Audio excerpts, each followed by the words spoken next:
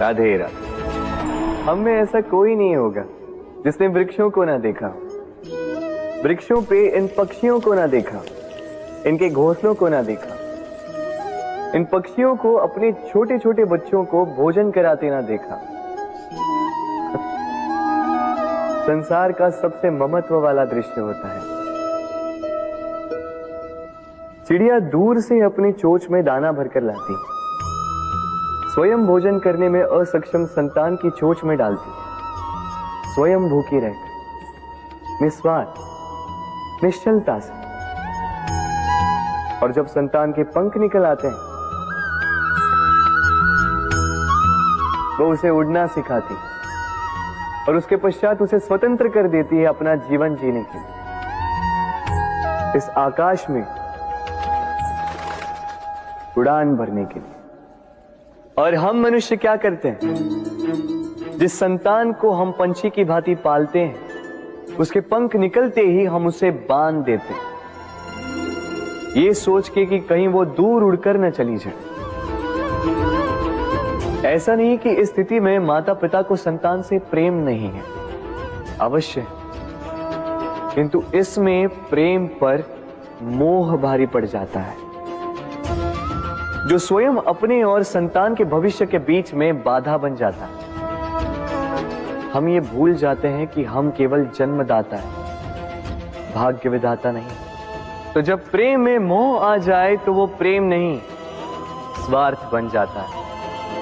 इसलिए प्रेम को पास रखिए और मोह को दूर, क्योंकि जिससे प्रेम करते हैं उसका विकास नहीं रोका करते। राधे राधे।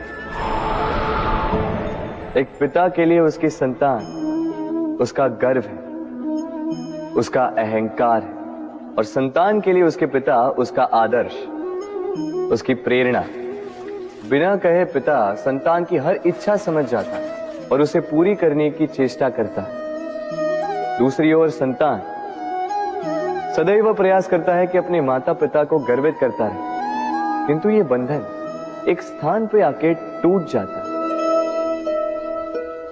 तब जब संतान स्वयं की इच्छा से अपना जीवन साथी चुनना चाहे। क्यों? कारण है संवाद की कमी। जब बात आती है संतान के विवाह की, तो माता पिता सोचते हैं कि इसमें संतान से क्या पूछना, हम उसके लिए कुछ अनुचित तो चाहेंगे नहीं। और संतान का यह मानना होता है कि उसका भविष्य चुनना उसका अधिकार है। दोनों आपस में दुखी रहते हैं, किंतु बात कोई नहीं करता। होना यह चाहिए कि माता पिता को उसी स्नेह के साथ संतान की इच्छा समझ लेनी चाहिए, और संतान को उसी विश्वास के साथ माता पिता को विश्वास में ले लेना चाहिए। एक बार संवाद करके देखिए, वर्तमान और भविष्य दोनों ठीक हो जाएंगे। मन बड़ी ही विचित्र कृति है ये मन।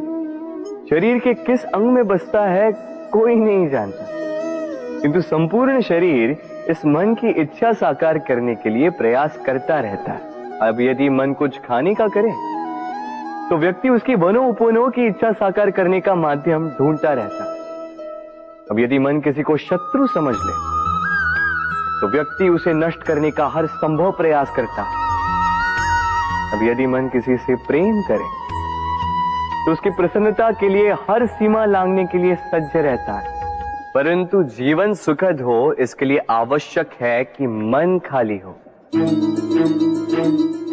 इस बांसुरी की भांति भीतर कुछ भी नहीं, न राग है न द्वेष, तब भी तार छेड़ने पर स्वर निकलता है। इसी प्रकार मन को भी भावनाओं से मुक्त रखना आवश्यक है। स्मरण रखिए, मन में कुछ भर के जियोगे